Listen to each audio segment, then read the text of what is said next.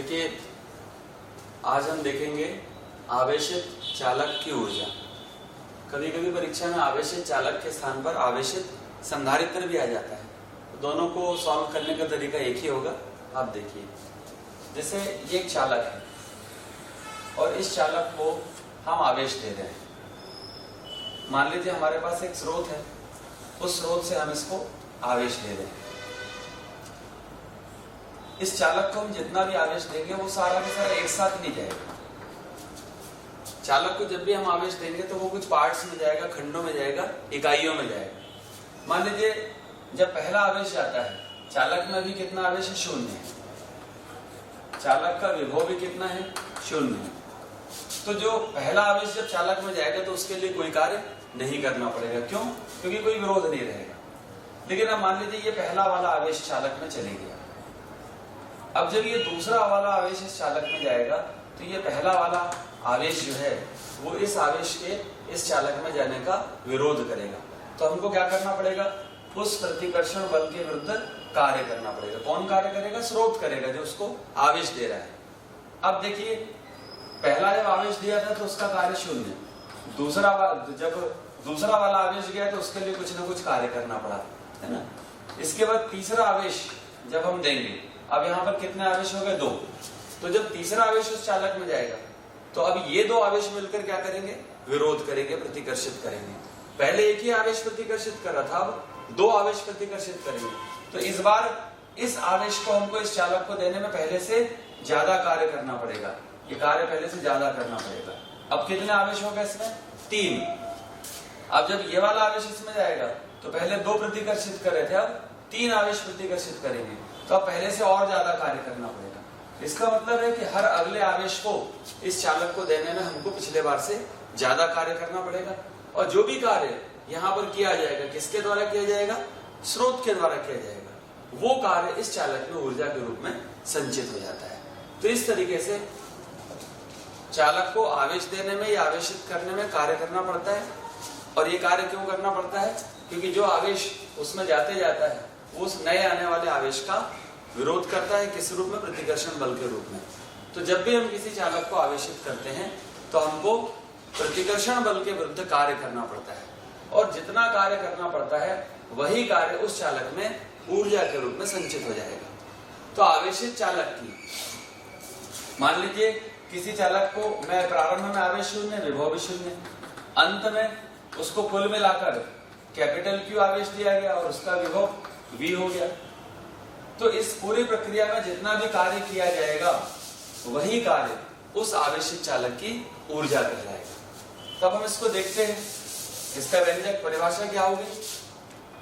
परिभाषा क्या हो जाएगी इसकी? किसी चालक को आवेशित करने के लिए प्रतिकर्षण बल के विरुद्ध जितना कार्य किया जाता है उसे उस चालक की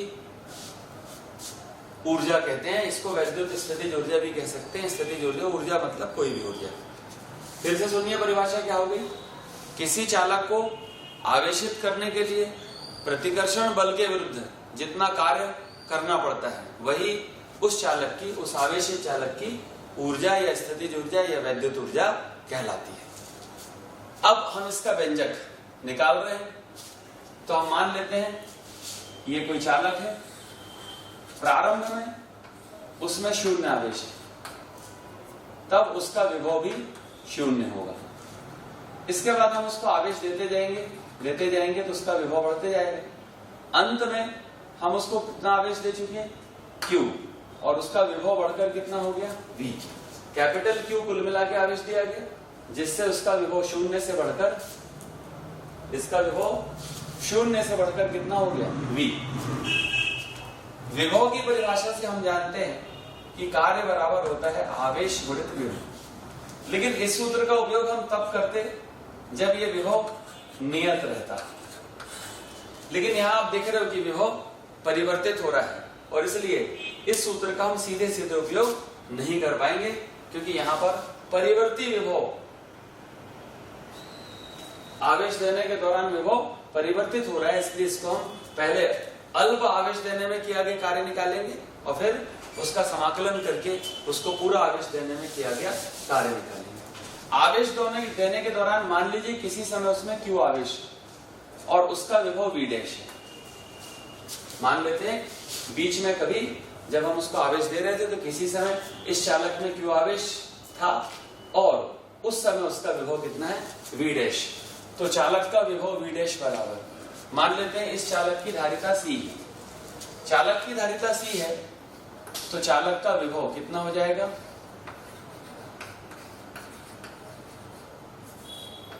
चालक का विभव V बराबर आवेश Q और उसकी धारिता C और विभव को हमने V डैश मान लिया क्योंकि V आखिरी वाला है तो इसको बीच में हमने किसी समय V डैश मान लिया। अब जरा ध्यान दीजिए, हम ये जानते हैं कि अब हम आवेश देंगे तो विभव बढ़ेगा, लेकिन अब हम जब इसका विभव V डैश है इसको हम थोड़ा सा आवेश देते हैं dQ, अल्प आवेश। पहले से कितना आवेश है Q और हम इसको बिल्कुल थोड़ा सा आवेश देते हैं। थोड़ा सा आवेश देंगे तो उसके विभव में थोड़ी सी वृद्धि होगी, लेकिन चूंकि आवेश बहुत थोड़ा सा है तो हम ये मान लेते हैं कि विभव में कोई खास वृद्धि नहीं हुई है और विभव को हम नियत मान सकते हैं। तो अब हम कह रहे हैं नियत विभव V पर, नियत विभव V डैश पर चालक को dQ आवेश, ये अल्प मात्रा है, dQ अल्प आवेश, ये इतना कम है कि विभव के मान में कोई खास वृद्धि नहीं हुई और हम विभव को नियत मान लेते हैं। नियत विभव V डैश पर चालक को dQ अल्प आवेश देने में किया गया कार्य। चूंकि हम कह रहे हैं कि विभव क्या है, नियत है, तो नियत विभव में कार्य कैसे निकालते हैं, उस सूत्र मैंने आपको बताया था, W = Q × V। तो यहाँ पर W = Q की जगह हो जाएगा, अच्छा चूंकि अल्प आवेश दे रहे हैं इसलिए कार्य भी अल्प होगा, अल्प कार्य को हम dW से प्रदर्शित कर रहे हैं। आवेश हो गया dQ और विभव हो गया V डैश। अब एक काम करते हैं कि जो विभव का मान आपने ऊपर निकाले हो ये इसको आप रख दीजिए, V डैश की जगह आ गया Q/C और ये हो गया dQ। ये हो गया dQ अल्प आवेश देने में किया गया कार्य। लेकिन पूरी प्रक्रिया के दौरान आवेशित करने के दौरान हमने कुल मिला के उसको कितना आवेश दिया, 0, प्रारंभ में 0 और अंत में Q। तो अब हम इसका समाकलन कर देंगे, इस अल्प कार्य का समाकलन कर देंगे निश्चित सीमाओं के बीच, तो हमको पूरा Q आवेश देने में किया गया कार्य प्राप्त हो जाएगा। तो निकालते हैं इसको, अतः चालक को Q आवेश देने में, चालक को Q आवेश देने में किया गया कुल कार्य कैसे प्राप्त होगा, समाकलन से। ये हो जाएगा W = अल्प कार्य कितना मिला था, अल्प कार्य था, ये अल्प कार्य कितना प्राप्त हुआ था, Q/C dQ। इसका समाकलन कर देंगे 0 से, प्रारंभ में आवेश 0 था तो निम्न सीमा 0 और अंत में आवेश Q, तो इसकी उच्च सीमा हो गई Q। जब भी हम समाकलन करते हैं तो जो कांस्टेंट होता है उसको हम समाकलन के बाहर कर देते हैं। ये जो C चालक की धारिता ये कांस्टेंट है, इसको बाहर कर देंगे, ये integration Q dQ, lower limit 0 और upper limit Q, 1/C। Q का समाकलन आप जानते हैं x dx, x का समाकलन कितना होता है, x²/2। तो यहाँ Q dQ है तो इसका समाकलन हो जाएगा Q²/2 and limits will be from 0 to Q। अब इसकी सीमाएं ले लीजिए, हाफ, एक बार इसकी जगह Q की जगह उच्च सीमा capital Q, Q²/2 minus Q की जगह 0 तो ये होगा। इसको सॉल्व करने से ये C है, आप कीजिए ये, तो अब इसको सॉल्व करेंगे तो ये आ गया Q²/2C, या इसको हम लिख सकते हैं 1/2 Q²/C। इतना कार्य किया गया, ये आ गया किया गया कार्य, समीकरण 1। चालक को आवेशित करने में किया गया कार्य, और परिभाषा क्या कहती है कि चालक को आवेशित करने में जितना कार्य करना पड़ता है वही क्या है, चालक की वैद्युत ऊर्जा। तो कितना कार्य करना पड़ा, हाफ Q²/C, तो कितनी ऊर्जा उसमें संचित हो गई, हाफ Q²/C। तो लिख देंगे यही कार्य यही कार्य चालक में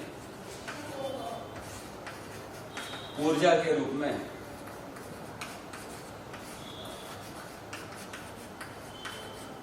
संचित होता है।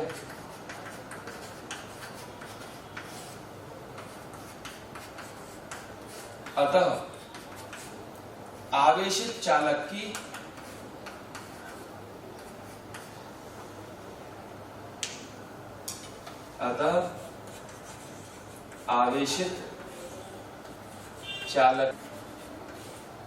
ऊर्जा, देखिए आवेशित चालक की ऊर्जा आए, स्थितिज ऊर्जा है, वैद्युत ऊर्जा है, वैद्युत स्थितिज ऊर्जा है, ये सब एक ही है। अतः आवेशित चालक की ऊर्जा या वैद्युत ऊर्जा, तो जितना कार्य किया गया था स्रोत के द्वारा वही उसकी ऊर्जा है। कितना कार्य हुआ? हाफ क्यू स्क्वायर अपॉन सी, तो ये हो गई उसकी ऊर्जा। अब पहले वो कार्य था इसलिए इसको W कहा, अब वो ऊर्जा है तो ऊर्जा का संकेत हो गया U। ये हमको प्राप्त हो गया आवेशित चालक की ऊर्जा का सूत्र। समीकरण 2 आप यहां लिख सकते हैं। समीकरण 2 आवेशित चालक की ऊर्जा का व्यंजक है। ठीक है, आगे हम इसमें थोड़ा चेंज भी कर सकते हैं। हमको विभिन्न संबंध मालूम है, किंतु Q बराबर CV। Q बराबर क्या होता है? CV, तो आप यहां रख दीजिए। इसलिए U equals to half Q square की जगह क्या आ जाएगा? C square V square upon C, तो ये C से C कैंसिल हो जाएगा और U का एक नया सूत्र प्राप्त हो गया, हाफ CV स्क्वायर। ये भी ऊर्जा का सूत्र है। ठीक है, ये आपको जो सूत्र प्राप्त हुआ था ये आवेश Q और धारिता C के पद में था। ये जो सूत्र है ये किसके पद में है? धारिता C और विभव V के पद में। इसमें यदि हम फिर से C का मान रखते हैं, C बराबर क्या होगा? इसको हम ऐसा भी लिख सकते हैं, देखिए, या U equals to half C, V square को हम लिख देते हैं V इंटू V। अब यहां पर आप देखिए CV इक्वल्स टू क्या है? Q है, तो हम इसको ऐसा भी लिख सकते हैं, U equals to half CV की जगह आ गया Q और ये V। तो ये सभी जो समीकरण 2 है, 3, 4, ये सभी आवेशित चालक की ऊर्जा के व्यंजक हैं। ठीक है, आपके समझ में आया? ये आवेश और धारिता के पद में है, ये धारिता और विभव के पद में है, ये आवेश और विभव के पद में। अच्छा, मान लीजिए अब चालक की जगह क्या कहा होता? संधारित्र। तो यहां पर चालक की जगह क्या आ जाएगा? संधारित्र। तो जहां जहां आपने चालक लिखा है, ये आपने चालक लिखा है, ये चालक लिखा है, इसकी जगह क्या आ जाएगा? संधारित्र। और ये जो आप कह रहे थे चालक का विभव, चालक के विभव के स्थान पर अब आपको विभवांतर कहना होगा, और वो विभवांतर किसके बीच होगा?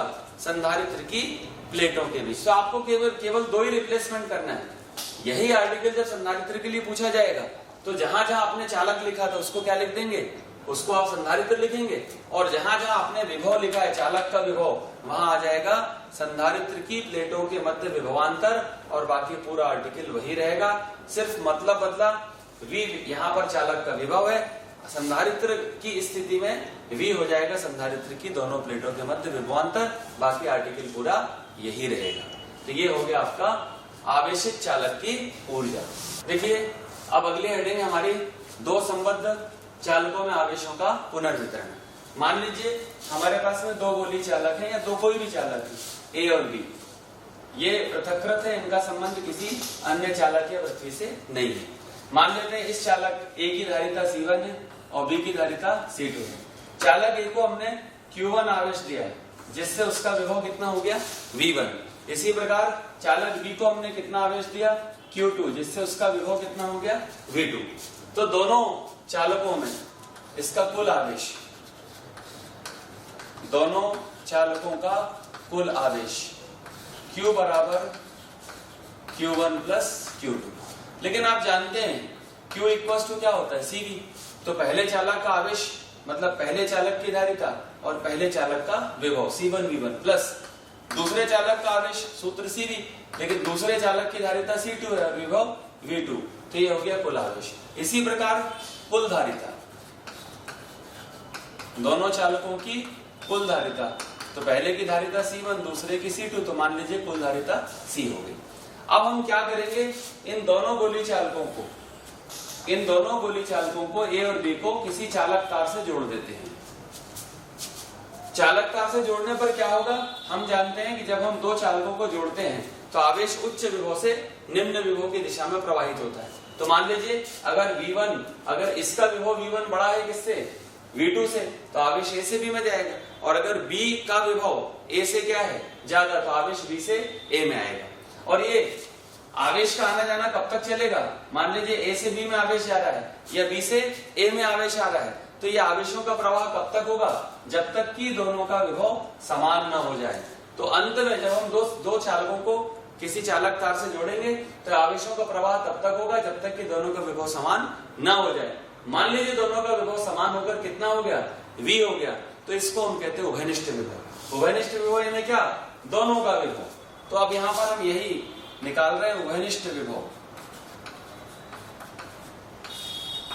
उभयनिष्ठ विभव, उभयनिष्ठ विभव, विभव कैसे निकालते हैं, V बराबर Q अपॉन C। V यानी दोनों का विभव, तो दोनों का विभव यानी दोनों का आवेश बटे दोनों की धारिता, दोनों का आवेश यानी कुल आवेश, और ये कुल धारिता।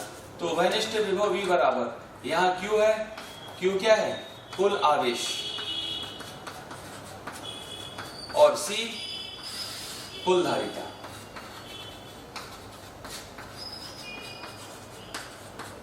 Q का मान आप ऊपर निकाल चुके हैं, यह है C1V1 प्लस C2V2, और C का मान, Q का मान C1V1 प्लस C2V2, और C का मान C1 प्लस C2। इस तरीके से कुल विभव ये हो गया।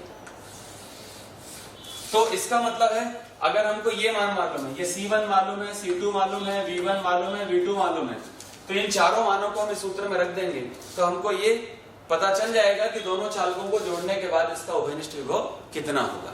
तो एक ये हो गया। अब हम देख रहे हैं आवेशों का पुनर्वितरण। अभी हमने उभयनिष्ठ विभव देखा, अब हम देखेंगे आवेशों का पुनर्वितरण, क्योंकि आवेश की मात्रा बदल गई। दोनों चालकों को जोड़ने के पहले, दोनों चालकों का जब हमने उसका संपर्क नहीं किया था तो इसमें आवेश Q1 था, इसमें Q2। दोनों को जोड़ने के बाद या तो इसका आवेश उसमें गया होगा या उसका आवेश इसमें आया। जोड़ने के बाद मान लीजिए चालक A में आवेश की मात्रा स्मॉल q1 है, संकेत बदल गए, या आप Q1 डैश लिख सकते हैं, और B चालक में आवेश की मात्रा क्या है, Q2। तो यहाँ पर Q1 बराबर हो जाएगा C1, Q इक्वल टू क्या होता है, CV। जोड़ने के बाद आवेश Q1, C की जगह C1, क्योंकि धारिता वही रहेगी, और V1 नहीं आएगा, यहाँ क्या आएगा, V, क्योंकि जोड़ने के बाद इसका भी विभव V है और इसका भी V, तो दोनों चालकों का विभव V हो गया। इसी तरीके से दूसरे चालक का आवेश Q2, ये हो जाएगा दूसरे चालक की धारिता बड़े दूसरे चालक का विभव। अब हम इनका अनुपात निकाल लेते हैं। Q1 और अनुपात है क्या, बटे Q1 बटे Q2 बराबर, मान रख दीजिए C1V अपॉन C2V, तो V से V कैंसिल हो गया, और ये हो जाएगा Q1 upon Q2 equals to C1 upon C2। इससे हमको ये निष्कर्ष निकला कि जब हम दोनों चालकों को आपस में कनेक्ट करते हैं, उनका संपर्क करते हैं किसी चालक तार से, तो जोड़ने के बाद उन चालकों में आवेश की मात्राओं का अनुपात उन चालकों की धारिताओं के अनुपात के बराबर होता है। इसका मतलब है कि जब हम दो चालकों को जोड़ेंगे तो जोड़ने के बाद किस चालक में ज्यादा आवेश जाएगा, ये निर्भर करेगा उसकी धारिता पर। दोनों में से जिस चालक की भी धारिता अधिक होगी, जोड़ने के बाद उसमें आवेश की मात्रा अधिक होगी, और जिसकी धारिता कम होगी उसमें आवेश की मात्रा कम होगी। तो इसमें हमने दो चीज देखा, ठीक है। इसके बाद इसी में आता है ऊर्जा हानि, ठीक है। तो ये दो पार्ट हो गए इसके, उभयनिष्ठ विभव आ गया, आवेशों का पुनर्वितरण आ गया, और इसी में दो संबद्ध चालकों में यहाँ पर हम ले लेते हैं ऊर्जा में हानि। जब हम दो चालकों को आपस में जोड़ेंगे तो उसमें ऊर्जा में हानि होती है। अब हम उस ऊर्जा में हानि का व्यंजक निकालेंगे। तो अगला आर्टिकल हमारा हो गया दो संबद्ध चालकों में ऊर्जा में होने वाली हानि।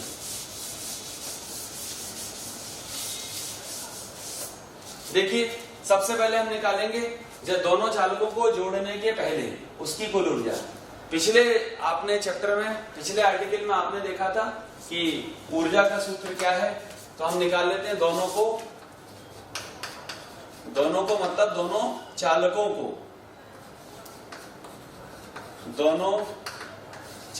को जोड़ने के पहले, जोड़ने के पूर्व कुल ऊर्जा, इसको हम U1 मान लेते हैं। दोनों की कुल ऊर्जा हो गई U1 जोड़ने के पहले, और यहां जोड़ने के बाद U2, तो कुल ऊर्जा U1 इक्वल्स टू, देखिए ऊर्जा का सूत्र क्या मिला था, हाफ CV², हाफ CV²। तो आप पहले की निकालिए, जोड़ने के पहले चालक की ऊर्जा कितनी थी, हाफ C की जगह आ जाएगा C1 और V की जगह आ जाएगा V1², ये A की हुई, और B की कितनी, हाफ C2 V2²। तो ये जोड़ने के पहले A की ऊर्जा, जोड़ने के पहले B की ऊर्जा, कुल ऊर्जा का मतलब है दोनों की ऊर्जा को जोड़ देते हैं। इसी प्रकार अब हम निकालते हैं दोनों चालकों को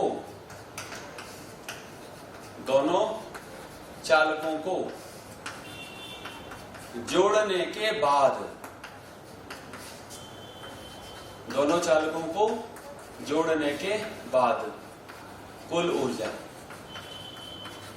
ये हो जाएगी U2 इक्वल्स टू हाफ, पहले चालक की धारिता C1, विभव V², क्योंकि जोड़ने के बाद दोनों का विभव समान हो चुका है, इसका भी V इसका भी V, इसलिए तो इसको उभयनिष्ठ विभव कह रहे हैं, प्लस दूसरे का हाफ C2 और इसका भी विभव V²। यहाँ पर जो कॉमन है आप कॉमन ले लीजिए, हाफ और V² कॉमन है, हाफ सामने लिख दिया, V² पीछे लिख दिया, यहाँ बचा C1 प्लस C2। उभयनिष्ठ विभव का मान आप पिछले उसमें निकाल चुके हो, अभी आपने निकाले थे, मैंने मिटा दिया। उभयनिष्ठ विभव का मान आपने निकाला था, वो यहाँ पर आपको प्राप्त हुआ था C1 V1 plus C2 V2 upon, यहाँ था C1 प्लस C2, ये उभयनिष्ठ विभव का मान प्राप्त हुआ था। लेकिन ये विभव का मान था, जबकि यहाँ पर विभव का वर्ग है, तो हमको यहाँ पर इसमें अंश का भी वर्ग करना पड़ेगा और हर का भी वर्ग करना पड़ेगा।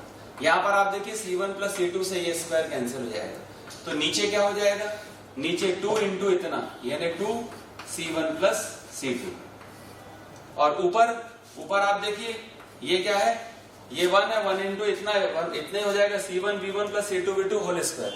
इसको A plus B whole square से हम इसका एक्सपांशन कर लेंगे, प्रसार कर लेंगे, तो ये A प्लस बी के होल स्क्वायर से A स्क्वायर मतलब C1² V1² प्लस B² यानी C2² V2² प्लस 2AB, तो 2 C1 V1 और B यानी C2 V2, ये हमको प्राप्त हो गई।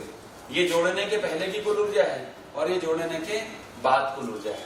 और अब हम U1 में से U2 को घटाकर, U1 में से U2 के मान को घटाकर ऊर्जा में होने वाली हानि को ज्ञात कर लेंगे। तो देखिए ऊर्जा में हानि, अब इसको मैं मिटा रहा हूं, ऊर्जा में हानि, ऊर्जा में हानि कैसे निकालेंगे, पहले ऊर्जा U1 थी, बाद में U2, जैसे मान लीजिए पहले 100 थी, बाद में 80 हो गई, तो हानि कितनी हुई 20। कैसे प्राप्त किया, 100 में से 80 को घटाकर। हमने कहा पहले U1 थी, बाद में U2, तो U1 में से U2 घटा दीजिए, तो हानि को हम कह रहे हैं मान लीजिए डेल्टा U। अब आपके पास U1 का मान ये है, U2 का भी मान है, U1 U2 के मानों को यहाँ रख दीजिए और आपको ये प्राप्त हो जाएगा ऊर्जा में होने वाली हानि। U1 का मान कितना है, half C1 V1² plus U2 का मान हाफ C2 V2²। ये किसका मान हो गया, U1 का। अभी बीच में क्या है, ये माइनस है, तो ये माइनस हो गया। और U2 का मान ये अभी आपने निकाला था, इस मान को यहाँ रख दीजिए, तो ये क्या है, C1² V1² plus C2² V2² plus 2। इसको हम अरेंज कर देते हैं, C1 C2 को एक साथ लिख देते हैं, V1 V2 को एक साथ, उसका क्रम चेंज कर देते हैं। यहाँ देखिए थोड़ी जगह कम है, C1 C2 और ये V1 V2, और इस पूरे के अपॉन 2 C1 प्लस C2। अब आप देखिए यहाँ पर 2 है, यहाँ 2 है, यहाँ ये, इन तीनों का लघुत्तम ले लेते हैं। इसको हल करने के लिए तीनों का लघुत्तम ले लेते हैं, तो तीनों का लघुत्तम क्या हो जाएगा, ये हो जाएगा 2 C1 प्लस C2। जब हम यहां पर इस 2 से भाग देंगे तो 2 कैंसिल हो जाएगा, बचेगा C1 प्लस C2, उसका गुणा इससे हो जाएगा। एक को छोड़ दीजिए, एक का गुणा होने से वही प्राप्त होता है C1 V1 स्क्वायर, और इसका गुणा हो जाएगा C1 प्लस C2 प्लस यहां पर भी आप देखिए इस रो का जब भाग देंगे इसमें तो ये कैंसिल हो जाएगा, फिर से बचेगा C1 प्लस C2, इसका गुणा इससे हो जाएगा C2 V2 स्क्वायर, और ये C1 प्लस C2। यहां ध्यान दीजिए इसका जब आप इसमें भाग देंगे तो एक बार जाएगा, तो एक का गुणा पूरे में होगा, तो एक का गुणा पूरे में होने से वही मिलेगा। लेकिन ध्यान रखिए ये जो माइनस है, ये माइनस इस पूरे के लिए ये बट्टे लगा है यहाँ पे, तो इस माइनस के कारण गुणा तो एक का होगा, लेकिन इस माइनस के कारण अंदर के पूरे चिन्ह बदल जाएंगे, तो ये हो जाएगा minus minus C1 square V1 square minus C2 square, यहाँ पर स्क्वायर था C2 स्क्वायर V2 स्क्वायर, और minus 2C1 C2 V1 V2। अब थोड़ा सा ये लंबा हो जाएगा, हम लोग थोड़ा सा इसको सॉल्व करने के लिए इसको मिटा लेते हैं। ये तो मान हमने प्राप्त किए थे और इन मानों को यहाँ रख दिए, तो इन मानों को हम मिटा देते हैं क्योंकि हमको इसको समझने के लिए स्पेस की जरूरत होगी। तो ये यहां से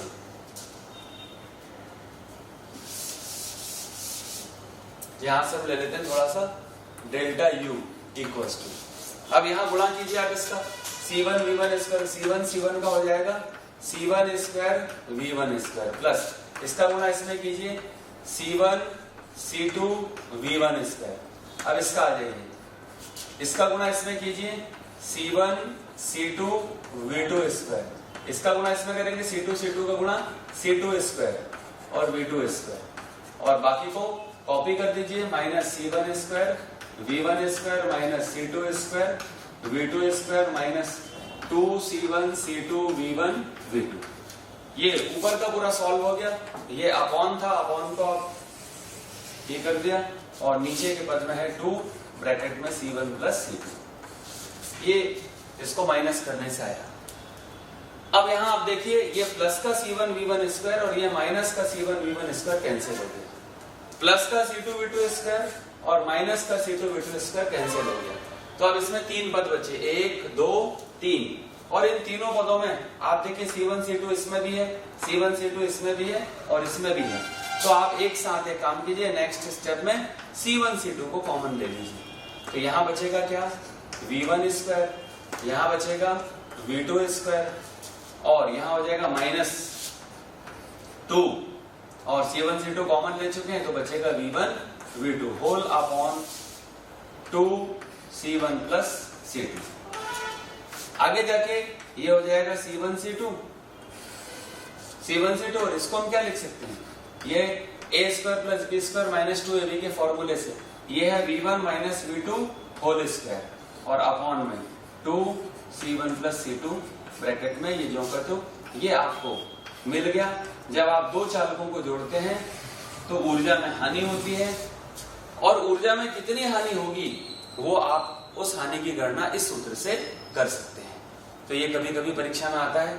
अब सवाल ये उठता है कि ये ऊर्जा में हानि क्यों हुई, तो यहाँ हम उसमें बता सकते हैं नोट में, ऊर्जा में हानि क्यों हुई जब हम, तो इसका जो रीजन है वो ये है कि जब आप चालक A और चालक B को जोड़ते हो तो या तो आवेश A से B में जाता है या B से A में।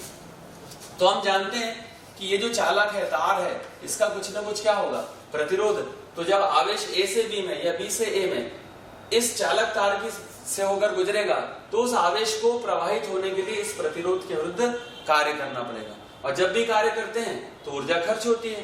तो जब आवेश प्रवाहित होगा इस चालक तार में A से B या B से A में जाने के लिए, तो उसको इसके प्रतिरोध के विरुद्ध कार्य करना पड़ेगा, और ये कार्य ऊष्मा के रूप में परिवर्तित हो जाता है। तो जितनी भी ऊष्मा उत्पन्न होगी उतनी विद्युत ऊर्जा कम हो जाएगी। तो इस प्रकार यहाँ पर ये जो ऊर्जा में हानि हो रही है विद्युत ऊर्जा का ऊष्मीय ऊर्जा के रूप में अपव्यय है।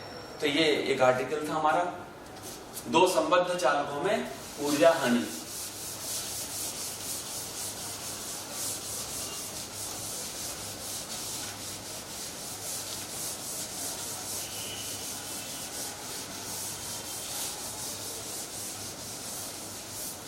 इसके बाद हम देखते हैं नुकीले चालकों की क्रिया, नुकीले भागों की क्रिया।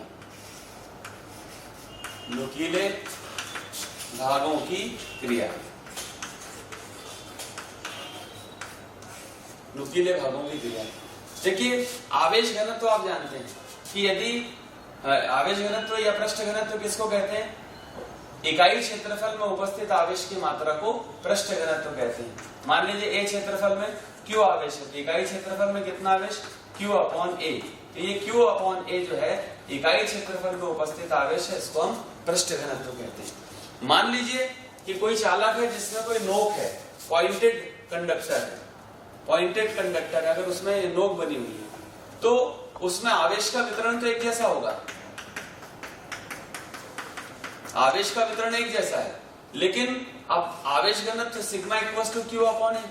यदि क्यू नियत है, आवेश का वितरण एक जैसा है, तो क्यू क्या है? नियत, कांस्टेंट है। तो यहां पर ये sigma is inversely proportional to ए।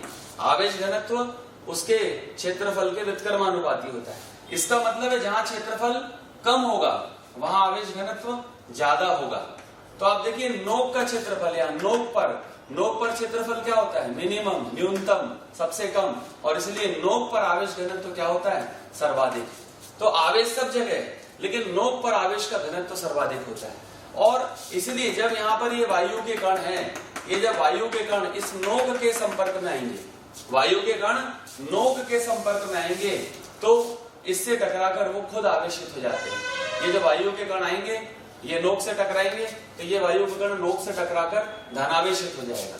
सारे कण यहाँ पर धनावेशित। अब ये क्या होता है? ये धनावेशित कण आवेश लेगा तो धन धन के बीच में क्या होगा?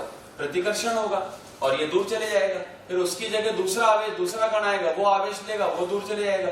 उसके बाद दूसरा आएगा, वो आवेश लेगा, दूर चले जाएगा। इस प्रकार आप देखिए यहाँ पर वायु में आवेश प्रवाहित होने लगा, वायु में आवेश प्रवाहित होने लगा। इसको हम कहते हैं पवन वैद्युत। पवन वैद्युत। तो क्या होता है? अगर कोई चालक नुकीला चालक है तो नोक पर आवेश घनत्व सर्वाधिक होने के कारण नोक के पास के वायु के कण आयनित हो जाते हैं, आवेशित हो जाते हैं, और धन और ये कण भी धनावेशित है तो उनमें प्रतिकर्षण होता है और इस प्रकार यहाँ पर आवेशित कण प्रवाहित होने लगते हैं और इसको हम कहते हैं पवन वैद्युत।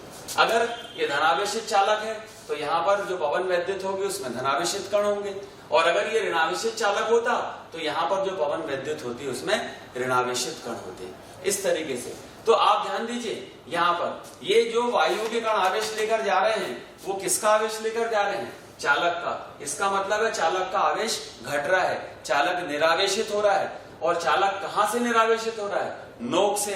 तो कभी कभी ये प्रश्न भी परीक्षा में ऑब्जेक्टिव में आता है कि चालक जो आवेश का निरावेशन है वो सबसे अधिक कहां से होता है? तो वो सबसे अधिक नोक से होता है। तो ये नुकीले भागों की क्रिया थी और इस कॉन्सेप्ट का यूज करके आगे हम देखेंगे वॉन डे ग्राफ जनित्र। अगला जो हमारा आर्टिकल है ये है वॉन डे ग्राफ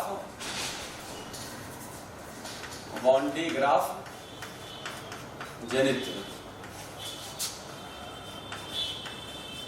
जनित्र मतलब क्या? उत्पन्न करने वाला। तो एक बात तो नाम से इसके स्पष्ट है कि ये कुछ ना कुछ उत्पन्न करता होगा। तो वॉन डे ग्राफ जनित्र क्या उत्पन्न करता है? ये डीसी वोल्टेज उत्पन्न करता है, दिष्ट विभव उत्पन्न करता है और ये अति उच्च दिष्ट विभव उत्पन्न करता है। वॉन डे ग्राफ जनित्र क्या है? तो इसका इंट्रोडक्शन ये क्या है? वॉन डे ग्राफ जनित्र वह जनित्र है जो अति उच्च दिष्ट विभव उत्पन्न करता है।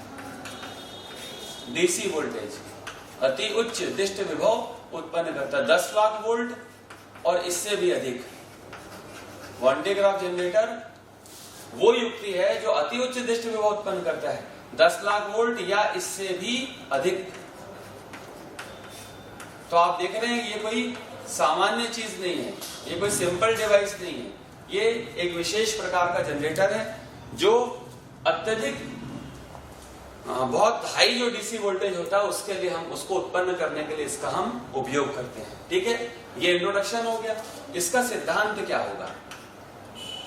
बल्कि सिद्धांत के पहले हम इसकी संरचना देख लेते हैं।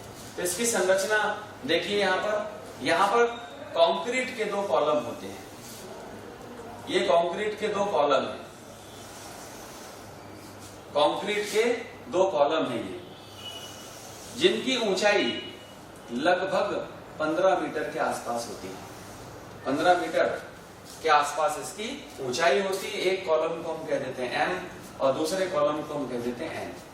इसके ऊपर धातु का एक गोला होता है जिसका व्यास लगभग 5 मीटर होता है। एक धातु का गोला है। या 2 घिरनियां होती है ऊर्ध्वाधर तल में, एक ऊपर और एक नीचे। ये 2 घिरनियां हैं और ये 2 घिरनियां, इस पर एक बेल्ट लगा होता है कुचालक पदार्थ का, विद्युत रोधी पदार्थ है, जैसे चमड़े का या रेशम का। ये एक बेल्ट लगा होता है। तो ये 2 घिरनियां हैं, पुलीज P1 और ये P2। घिरनी को पुली कहते हैं, P1 P2, ये 2 घिरनियां होगी। और यहां पर एक इलेक्ट्रिक मोटर होती है। उस इलेक्ट्रिक मोटर का संबंध इस घिरनी से होता है। तो जब हम इलेक्ट्रिक मोटर को चालू करेंगे तो ये जो आप समझ रहे हैं, जैसे आप देखते हो चक्की में 2 घिरनी के बीच में पट्टा लगा रहता है, तो वो क्षैतिज तल में घूमता है और ये ऊर्ध्वाधर तल में, एक घिरनी नीचे एक ऊपर है, तो ये पट्टा ऊपर जाएगा और नीचे आएगा। तो ये P1 P2 2 घिरनी हो गई। ये B बेल्ट हो गया जो कुचालक पदार्थ का बेल्ट है, लेदर चमड़े का हो सकता है ना, कोई भी कुचालक पदार्थ का बेल्ट हो गया। यहाँ पर धातु के 2 कंघे होते हैं, धातु के 2 कंघे C1 और यहां पर एक है दूसरा कंघा है यहां पर C2। ये धातु के 2 कंघे, एक को C1 और दूसरे को हम C2 कहते हैं। ठीक है, C1 को हम कहते हैं, संरचना हम देख रहे हैं इसकी, C1 यानी संग्राहक कंघा,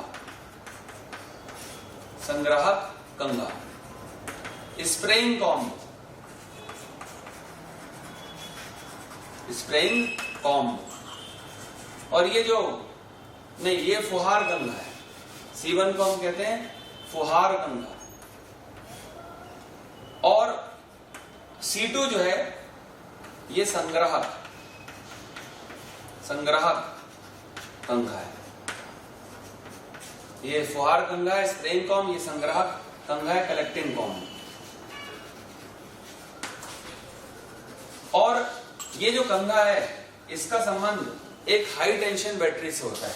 यहां पर लगभग 10,000 वोल्ट की, यहां पर 10,000 वोल्ट की हाई टेंशन बैटरी है, 10⁴ वोल्ट की एक बैटरी है। और इसके बाद ये जो पूरा अरेंजमेंट है, ये पूरा अरेंजमेंट एक धातु के बॉक्स में, मेटेलिक इनक्लोजर में ये कवर्ड है। ये पूरा धातु का एक बॉक्स है और उसके अंदर ये बंद है। ठीक है, ये धातु का गोला हो गया, ये मेटेलिक, और ये बैटरी का ऋण, और ये इसकी बॉडी जो है इसको हम अर्थ कर देते हैं, पृथ्वीकृत। तो अब कोई भी इलेक्ट्रिकल डिस्टर्बेंस बाहर से होगा तो ये इसकी बॉडी से होते हुए अर्थ में चले जाएगा। अब यहाँ पर एक बात और है कि यहाँ पर एक विसर्जन नलिका होती है, ये एक विसर्जन नलिका है यहाँ पे, ये, और ये जमीन के अंदर चली जाती है यहाँ से। ये विसर्जन नलिका है, डिस्चार्ज ट्यूब, ये D एक विसर्जन नलिका है। तो ये इसकी संरचना हो गई। अब हम देखते हैं इसका सिद्धांत, वॉन डे ग्राफ जनरेटर का, जनित्र का सिद्धांत। तो ये नुकीले भागों की क्रिया पर आधारित है। वॉन डे ग्राफ जनित्र का सिद्धांत नुकीले भागों की क्रिया पर आधारित है। और नुकीले भागों की क्रिया क्या है कि नोक पर आवेश घनत्व सर्वाधिक होता है। तो जब वायु के कण नुकीले चालक के संपर्क में आते हैं तो वो आवेशित हो जाते हैं, और फिर दूसरा कण आएगा, वो आवेशित होगा, दूर जाएगा, और पवन विद्युत निर्मित होती है। तो यहाँ देखिए, आपने ये जो फुहार कंघी है, ये अति उच्च very high DC voltage battery से कनेक्टेड है। तो इससे क्या होगा, इसमें इसके नोक पर बहुत सारा आवेश होगा। तो आवेश भी बहुत सारा है और क्षेत्रफल बहुत कम है। तो ये जो नोक है, यहाँ पर आवेश घनत्व तो क्या होगा, बहुत अधिक होगा। आवेश घनत्व तो बहुत अधिक होगा, तो यहाँ जो वायु के कण है, और एक बात मैं और बता दूं कि यहाँ पर लगभग 10⁻15 वायुमंडलीय दाब पर वायु भरी होती है। यहाँ पर 10⁻15 वायुमंडलीय दाब की वायु होती है, क्योंकि जब आवेश इस गोले में आ जाएगा तो उसका आवेश वायुमंडल में जा सकता है। तो जो आवेश का क्षरण है, लीकेज ऑफ चार्ज, उसको प्रिवेंट करने के लिए, रोकने के लिए ये आपने यहाँ पर आपने 10 पे घात 15 वायुमंडलीय दाब की वायु भरकर रखी हुई है। तो यहाँ पर आवेश घनत्व सर्वाधिक है। नोक के संपर्क में जब ये कण आएंगे तो ये आवेशित होंगे, ये धनावेशित है, तो यहाँ पर पवन विद्युत निर्मित होगी और ये धनावेशित कण प्रतिकर्षित होकर ये बेल्ट से चिपक जाएंगे। ये इलेक्ट्रिक मोटर घुमाई जाएगी तो ये वाला बेल्ट ऊपर जाएगा, ये जब ऊपर जाएगा तो इसके साथ धनावेश ऊपर जाएगा। जैसे ही धनावेश ऊपर जाएगा, यहाँ पर इसमें प्रेरण की क्रिया होगी। नोक, इसमें कंघे के नोक पर ऋणावेश और इसकी चालक के बाहरी तरफ यानी इस बाह्य गोले के बाह्य पृष्ठ पर, ये जो गोला एस है इसके बाह्य पृष्ठ पर धनावेश प्रेरित होगा। इस आवेश के कारण इसमें कुछ न कुछ विभव उत्पन्न हो जाएगा। अब देखिए यहाँ पर फिर से देखिए कंघे के नोक पर दो काम एक साथ हो रहे हैं। पहली बात प्रेरण हो रहा है, दूसरी बात फिर से ये जो वायु के कण इसके संपर्क में आएंगे ये नोक से ऋणावेश प्राप्त करेंगे और ये जब प्रतिकर्षित होकर यहाँ आएंगे तो ये इस धनावेश को समाप्त कर देंगे। तो ये जब बेल्ट घूमकर नीचे आएगा, ये वाला भाग जब पीछे जाएगा तब उसका पूरा धनावेश क्या हो चुका है, समाप्त। यहाँ पर पवन विद्युत धनावेश वाली, यहाँ पवन विद्युत ऋणावेश वाली। तो यहाँ पर जब ये धनावेश इस तरफ, जब ये बेल्ट घूमकर इस तरफ आएगा तब तक उसका संपूर्ण धनावेश नष्ट हो चुका होगा। फिर वो नीचे आएगा, यहाँ आएगा, फिर यहाँ पर जो आवेश है धनावेश वो बेल्ट से चिपकेगा, फिर ऊपर जाएगा, फिर प्रेरण होगा, फिर यहाँ ऋणावेश उत्पन्न होगा और यहाँ धनावेश, और ये क्रिया चलते रहेगी। और देखिए हर बार जब यहाँ प्रेरण होगा, हर बार जब ये बेल्ट धनावेश लेकर ऊपर आएगा तो हर बार प्रेरण होगा, हर बार यहाँ ऋणावेश बढ़ेगा और यहाँ धनावेश बढ़ेगा। तो ये गोले के बाह्य पृष्ठ पर हर बार धनावेश की मात्रा धीरे धीरे बढ़ते जाएगी और जब गोले के पृष्ठ पर धनावेश बढ़ेगा तो विभव भी बढ़ेगा और थोड़े ही समय बाद 1 घंटे 2 घंटे 3 घंटे बाद आवश्यकता अनुसार कितना विभव उत्पन्न करना है, यहाँ पर विभव बढ़कर बहुत अधिक हो जाएगा। और जितना विभव इसके पृष्ठ पर होगा, मान लीजिए इसके विभव पर 10 लाख विभव है, तो आप जानते हैं खोखले गोले के पृष्ठ पर जितना विभव होता है उतना ही विभव कहाँ होगा, अंदर। तो यहाँ ये इतना उच्च विभव उत्पन्न हो गया। और ये विसर्जन नलिका है कि मान लीजिए यहाँ पर कोई धनावेशित है, कोई धनावेशित कण है, तो ये अति उच्च विभव के कारण ये त्वरित होगा और ये त्वरित होने के बाद यहाँ से विसर्जन नलिका से होकर यहाँ इसको हम बाहर प्राप्त कर लेंगे।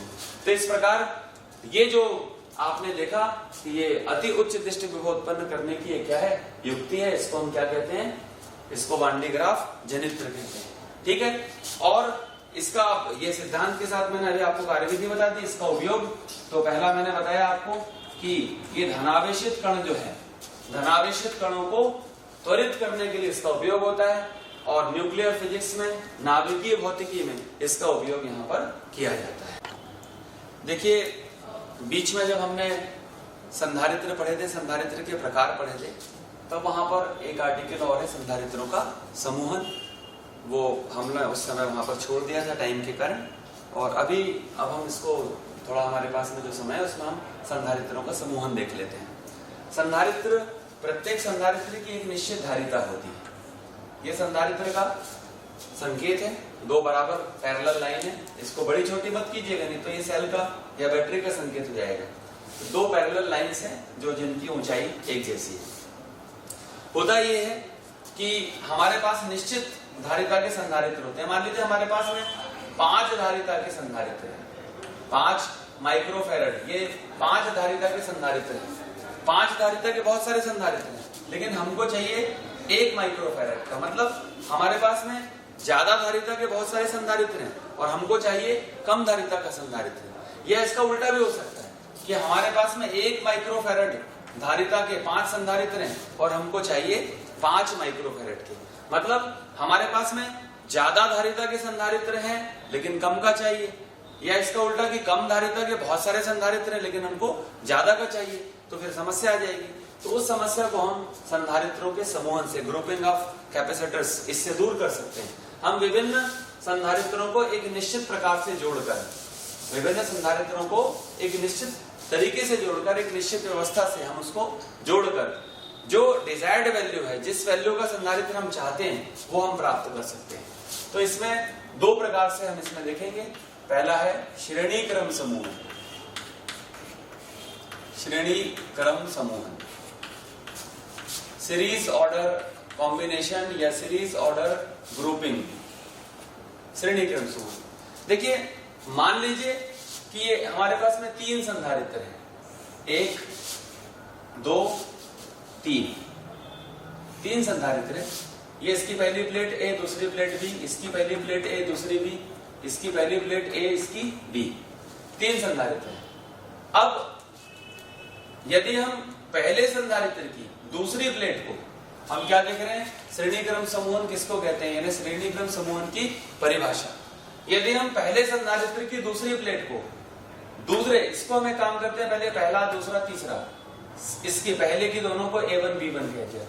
दूसरे के लिए हमने 2 सफिक्स ले लिया, A2 B2, A यानी पहली प्लेट, B यानी दूसरी, 1 यानी पहला संधारित्र, 2 यानी दूसरा और 3 यानी तीसरा। अब मान लेते हैं इसकी अकेले इसकी धारिता C1 है, अकेले इसकी धारिता C2 है और अकेले इसकी धारिता C3 है। अब हम क्या करें, श्रेणी क्रम समूहन की परिभाषा, यदि पहले संधारित्र की दूसरी प्लेट को दूसरे संधारित्र की पहली प्लेट से, दूसरे संधारित्र की दूसरी प्लेट को तीसरे संधारित्र की पहली प्लेट से जोड़ दें, और इसी प्रकार और भी संधारित्रों को हम आगे इसी क्रम में इसी तरीके से जोड़ते जाएं। अब यदि पहले संधारित्र की पहली प्लेट को हम यहां से आवेश दें और जो आखिरी वाला संधारित्र है उसकी दूसरी प्लेट को हम पृथ्वीकृत कर दें, तो इस प्रकार की व्यवस्था को श्रेणी क्रम समूहन कहते हैं। ये इसकी क्या हो गई, परिभाषा। अब हमने कहा कि मान लीजिए C1 C2 C3 धारिता के 3 संधारित्र हैं और इसको हमने यहां से पहली प्लेट को हमने +q आवेश दिया, तो इसको +q आवेश दिया तो प्रेरण के कारण जो दूसरी प्लेट है उसके निकटवर्ती तल में -q आवेश उत्पन्न हो जाएगा, और दूरवर्ती तल में यहाँ जो +q आवेश था ये अगले संधारित्र की पहली प्लेट में चले जाएंगे, धन उस धन को क्या करेगा, प्रतिकर्षित करेगा, तो वो ये दूसरे इसमें चलेगा, तो ये +q यहाँ आ गया। फिर इस +q के कारण यहाँ प्रेरण होगा, निकटवर्ती तल में -q आवेश आ जाएगा और यहाँ का +q फिर से अगले वाले संधारित्र की प्लेट में चले जाएगा और पुनः यहाँ प्रेरण होगा, -q आवेश इस प्लेट में उत्पन्न होगा और दूरवर्ती तल का +q आवेश पृथ्वी में चले जाएगा।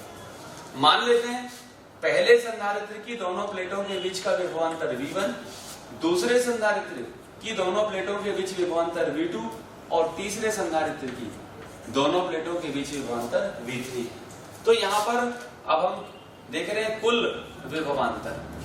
कुल विभवांतर कैसे निकाल सकते हैं, तीनों विभवांतर को अलग अलग है उसको जोड़ दीजिए, V1 + V2 + V3, तीनों को जोड़ देंगे तो ये आ गया कुल विभवांतर। अब किंतु V बराबर Q/C, तो यहाँ V1 बराबर पहले का आवेश Q और धारिता C1, V2 दूसरे संधारित्र की प्लेट के बीच विभवांतर, तो आवेश उसमें भी Q है /C2 और V3 = Q/C3। मान रख दीजिए V = Q/C1 + Q/C2 + Q/C3, समीकरण 1। अब हमने तीनों संधारित्रों को जोड़ दिया इस तरीके से, तो मान लेते हैं कि इसका तीनों के मिला के अब धारिता बदल जाएगी। जब हमने अलग अलग जब ये संधारित्र थे तो इनकी धारिताएं अलग अलग C1 C2 C3 थी जोड़ने के पहले, लेकिन जब हमने तीनों को जोड़ दिया तो अब इसकी कुल धारिता ना तो C1 होगी, ना C2 होगी, ना C3 होगी, बल्कि कुछ और होगी। मान लीजिए कितनी होगी, C होगी। तो कुल धारिता कितनी हो गई, तीनों की C, किस क्रम में, श्रेणी क्रम में, और तीनों का कुल मिला के विभव V है। तो हम कहते हैं यदि पहले हमने अलग अलग निकाला, पहले का दूसरे का तीसरे का विभव जोड़ के कुल विभव निकाला, और अब हम कुल विभव निकालेंगे एक साथ तीनों का। तो यदि तीनों मतलब श्रेणी क्रम समूह, यदि श्रेणी क्रम समूहन की तुल्य धारिता C हो, तो धारिता के सिद्धांत से C बराबर, तो धारिता के सिद्धांत से V मतलब कुल विभव बराबर कुल आवेश, तो कुल आवेश हमने कितना दिया था, Q/कुल धारिता कितनी, C। ये हो गया समीकरण 2। अब आप समीकरण 1 और 2 की तुलना कर दीजिए। समीकरण 1 व 2 की तुलना से या समीकरण 1 व 2 से दोनों के लेफ्ट हैंड साइड इक्वल है तो दोनों के राइट हैंड साइड भी इक्वल होंगे, तो ये हो जाएगा Q upon C equals to Q upon C1 plus Q upon C2 plus Q upon C3।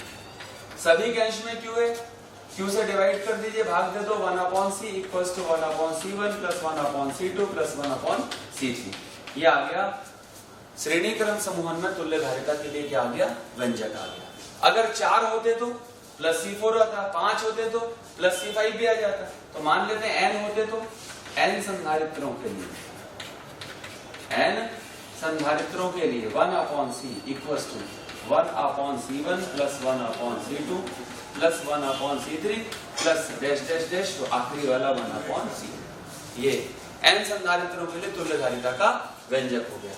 और हमको ये ध्यान रखना है कि श्रेणी क्रम समूहन में जो धारिता होती है वो घट जाती है। इसका मतलब है कि श्रेणी क्रम समूहन का उपयोग हम कब करेंगे, जब अधिक धारिता के संधारित्र हो और कम धारिता का संधारित्र चाहिए, तब श्रेणी क्रम समूहन का उपयोग किया जाता है। इसी प्रकार अब दूसरा जो है वो है समांतर क्रम समूहन। श्रेणी क्रम आपके समझ में आ गया होगा।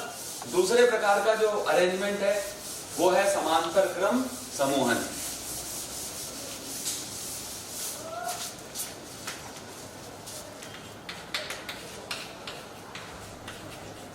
समांतर क्रम समूहन, इसको हम पैरेलल ऑर्डर ग्रुपिंग कहते हैं। इसमें क्या होता है, देखिए मान लीजिए हमारे पास में 3 संधारित्र हैं। पहला संधारित्र जिसकी धारिता C1, दूसरा संधारित्र जिसकी धारिता C2, तीसरा संधारित्र जिसकी धारिता C3। तो ये C1, C2, C3 ये धारिता के हमारे पास 3 संधारित्र हैं, ठीक है। अब यदि हम क्या करें, हम इसकी परिभाषा देख रहे हैं, समांतर क्रम समूहन की परिभाषा। यदि सभी संधारित्रों की पहली प्लेट को, ये पहली प्लेट है तीनों की, तो यदि सभी संधारित्रों की पहली प्लेटों को हम एक बिंदु A से जोड़ दें और सभी संधारित्र की दूसरी प्लेटों को, ये दूसरी प्लेट है, इसको हम दूसरे एक बिंदु B से जोड़ दें। अब हम इस बिंदु को आवेश दें, A को आवेश दें और B को क्या कर दें, पृथ्वीकृत कर दें, तो इस व्यवस्था को समांतर क्रम समूहन कहते हैं। क्या परिभाषा हो गई, यदि सभी संधारित्रों की पहली प्लेट को एक बिंदु A से तथा दूसरी प्लेटों को दूसरे एक बिंदु B से जोड़ दिया जाए, अब यदि आवेश A को दिया जाए और B को पृथ्वीकृत कर दिया जाए, तो इस व्यवस्था को समांतर क्रम समूहन कहते हैं। ये इसकी परिभाषा हुई। अब हम इसका जो धारिता मिलेगी जोड़ने से, तीनों को जोड़ने से जो तुल्य धारिता मिलेगी, परिणामी धारिता, उसकी बात करते हैं। जब हमने इसको Q आवेश दिया तो इसको दिया गया Q आवेश इन 3 संधारित्रों में, ये डिस्ट्रीब्यूट हो गया, वितरित हो गया। पहले संधारित्र में ये Q1, Q2, Q3, तो Q आवेश इस बिंदु पर 3 आवेशों Q1, Q2, Q3 में विभाजित हो गया। पहले संधारित्र की पहली प्लेट को प्लस Q1 आवेश मिला, दूसरे संधारित्र की पहली प्लेट को Q2 आवेश मिला और तीसरे संधारित्र की पहली प्लेट को Q3 आवेश मिला। अब इनमें से किसको ज्यादा मिलेगा, किसको कम, तो जिस संधारित्र की धारिता ज्यादा होगी उसको ज्यादा आवेश प्राप्त होगा और इनमें से जिसकी धारिता कम होगी उसको कम आवेश। प्रेरण के कारण ये जो दूसरी प्लेट है, यहाँ पर ये माइनस Q1 आवेश प्रेरित होगा, यहाँ निकटवर्ती तल में माइनस Q2, यहाँ माइनस Q3। लेकिन ये जो यहाँ का जो प्लस Q1 है वो पृथ्वी में चले जाएगा, यहाँ का प्लस Q2 पृथ्वी में, यहाँ का प्लस Q3 पृथ्वी में। यहाँ पर विभव समांतर क्रम में विभव जो है वो समान होता है, विभवांतर पहले संधारित्र की प्लेट के मध्य भी, दूसरे के भी V और तीसरे संधारित्र की प्लेटों के मध्य भी V। श्रेणी क्रम समूहन में विभव अलग था, तीनों का आवेश समान था। समांतर क्रम समूहन में आवेश अलग है, विभव समान है। तीनों संधारित्र जो है उनकी प्लेटों के मध्य विभवांतर जो है वो समान होगा। तो यहाँ पर अलग क्या है, आवेश। तो कुल आवेश Q बराबर, कुल आवेश Q बराबर Q1 plus Q2 plus Q3। इसका मान रख लेते हैं, Q1 equal to C1, V1 नहीं क्योंकि तीनों का विभवांतर समान है, C1V, दूसरे का C2V, तीसरे का C3V। ठीक है, ये हो गया समीकरण 1। ये कैसे निकाला हमने, तीनों संधारित्रों के जो आवेश थे Q1, Q2, Q3 उनके मान निकाल के अलग अलग रख के जोड़ दिया तो Q आवेश प्राप्त हुआ। ये कुल आवेश होगा। पुनः इसी कुल आवेश को हम प्राप्त करेंगे किससे? धारिता के सिद्धांत से। अब हम कह रहे हैं कि अलग अलग इसकी धारिताएं C1, C2, C3 थी जोड़ने के पहले, लेकिन जब हम तीनों को जोड़ दिए तो इनका बिहेवियर चेंज जाएगा। अब कुल धारिता ना तो C1 होगी, ना C2, ना C3, बल्कि कुछ और हो गई। तो अब कुल धारिता मान लीजिए कितनी हो गई? C हो गई। तो यदि समांतर क्रम समूहन की तुल्य धारिता, यदि समांतर क्रम समूहन की तुल्य धारिता, तुल्य मतलब परिणामी, तीनों को जोड़ने से अब कितनी हो गई? तुल्य, तुल्य धारिता C हो, तो फिर से धारिता के सिद्धांत से Q क्या है? कुल आवेश। तो कुल आवेश Q इक्वल टू होता है CV। तो कुल आवेश बराबर कुल धारिता और कुल विभवांतर। तो यहाँ तीनों का कुल विभवांतर भी समान होगा। तो C यानी कुल धारिता और V यानी कुल विभव। ये हो गया समीकरण 2। हमने दो तरीके से आवेश निकाले। ये क्या है? कुल आवेश। कुल आवेश को पहले कैसे निकाला? तीनों को अलग अलग जोड़कर, और इसमें तीनों को एक साथ तुल्य धारिता लेकर। अब दोनों समीकरणों की हम तुलना कर देंगे, समीकरण 1 तथा 2 से। दोनों के राइट हैंड साइड इक्वल होंगे। CV equals to C1V plus C2V plus C3V। पूरे समीकरण को आप V से डिवाइड कर दीजिए, पूरा V कैंसिल हो जाएगा और बचेगा क्या? C equals to C1 plus C2 plus C3। यानी श्रेणी क्रम समांतर क्रम समूहन में तुल्य धारिता, समूहन में जितने भी संधारित्र आपने लिए थे, लगाए थे, उन सब की धारिताओं के योग के बराबर होता है। अगर 4 होते तो C4 भी आ जाता, जुड़ जाता आगे। 5 होते तो C5। तो अगर n संधारित्र हम जोड़ते हैं, कितने भी n संधारित्रों के लिए, n संधारित्रों के लिए, तो ये C इक्वल टू हो जाएगा C1 plus C2 plus C3 plus dash dash dash C। तो समांतर क्रम समूहन में तुल्य धारिता समूहन में लगाए गए सभी संधारित्रों की धारिताओं के योग के बराबर होता है। और समांतर क्रम समूहन में धारिता बढ़ेगी, क्योंकि भाई जोड़ रहा है, उसमें भाग था, इसमें योग है, वहां घटेगा, यहाँ बढ़ेगा। तो जब धारिता को बढ़ाना हो तो समांतर क्रम समूहन का उपयोग करेंगे, जब धारिता को घटाना हो तो श्रेणी क्रम समूहन का उपयोग करेंगे। यानी अगर आपके पास अधिक धारिता के संधारित्र दिए हैं और कम का चाहिए तो श्रेणी क्रम, अगर आपके पास कम मान के संधारित्र ने कम धारिताओं के और अधिक धारिता का चाहिए तो उनको आपस में समांतर क्रम में जोड़ दीजिए तो धारिता बढ़ जाएगी। तो इस तरीके से हमारा ये जो अध्याय 2 था, विभव और धारिता, ये आज यहाँ पर खत्म हुआ। इसका अगला जो अध्याय रहेगा उसमें यूनिट 2 चालू हो जाएगी, फिर हम आगे देखेंगे।